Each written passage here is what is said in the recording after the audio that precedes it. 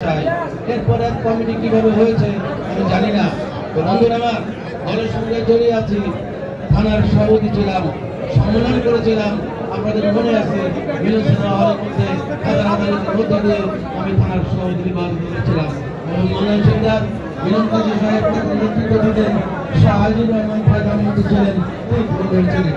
আমি আজকের এই সভার প্রধান অতিথি ডক্টর আসিফুর রিপন ভাইকে আমার লাল সালাম জানাচ্ছি।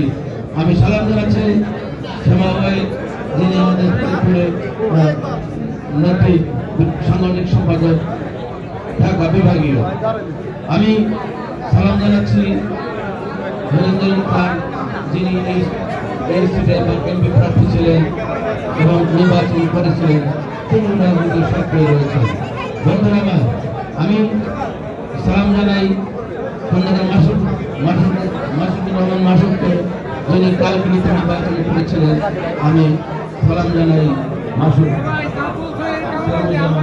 সেলিমকে, যিনি সহসাধারণ সম্পাদক দিনরা করে যাচ্ছেন পার্টি আমরা লক্ষ্য করছি। বন্ধুরা আমার, আমি সালাম জানাই ছোট ভাই আনিসুজ্জামান খোকনকে, যিনি সংগঠিত করার জন্য প্রান্ত প্রান্তে ঘুরে বেড়াচ্ছেন এবং মানুষকে সংগঠিত করছেন।